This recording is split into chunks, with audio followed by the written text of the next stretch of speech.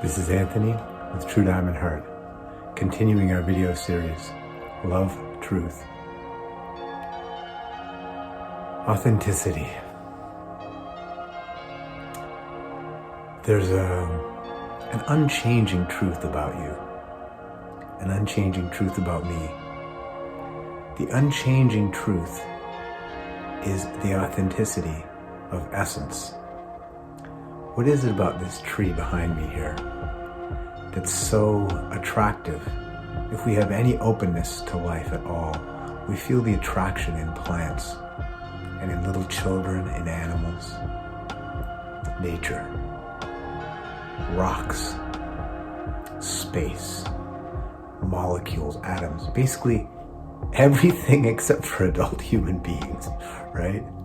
Because everything except for adult human beings is authentic in our worlds, in our material, in our experiential worlds. What in your world is, or in my world, is inauthentic, except for me and the people I run into, the adults I run into. What is this inauthenticity? The inauthenticity is the image that we have about ourselves. It's the idea. There's a whole, think of what we already do. We think of ourselves as, you know, those children's building sets, and one piece connects to the next piece, and then there's a central piece and it connects to other pieces. It's this structure of likes and dislikes and histories. The things we did so great in the past, the triumphs, and the traumas, the thing that hurt us so much or we did wrong in the past, and the anxieties into the future and the hopes into the future, and all of our various affiliations and our family and our nation and our religion, and it goes on. And there's all these little building blocks that are all in place, seemingly, to give us what we call our identity, who we think we are. Now this is inauthentic. It's inauthentic to the extent that we use this as the measure, as the absolute truth. Let's put it that way. The absolute truth of our personalities, of our likes and dislikes and histories, as we spoke of, and anxieties and affiliations. The absoluteness of that in our minds, I am these things, this is my fundamental identity, is inauthentic. Because as we've noticed, my political beliefs might change a little bit or a lot. My religious beliefs might change a little bit or a lot. My friends absolutely have changed through time. My family has changed. Some have died, some have been born, some have become closer, some have become further away. The way I view my nation may have changed. All these things are constantly in flux.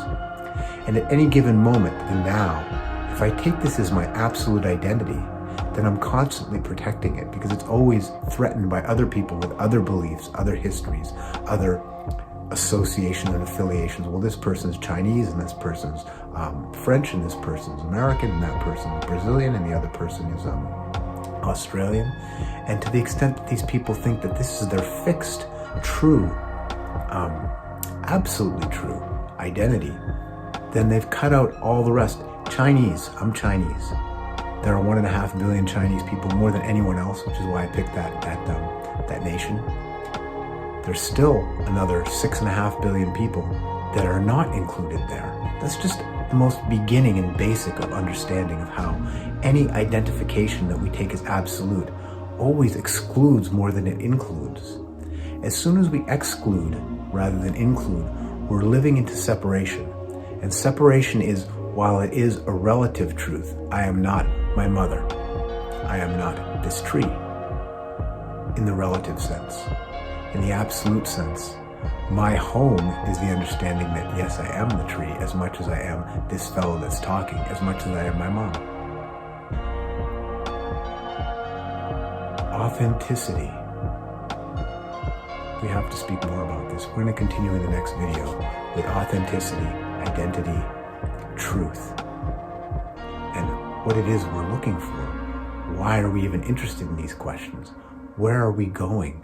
Where is this taking us? Well, I'll tell you where it's taking us. It's taking us away from illusion and into absolute truth that doesn't need any defense. That's why it's peaceful and at home and calm And that's why it's authentic.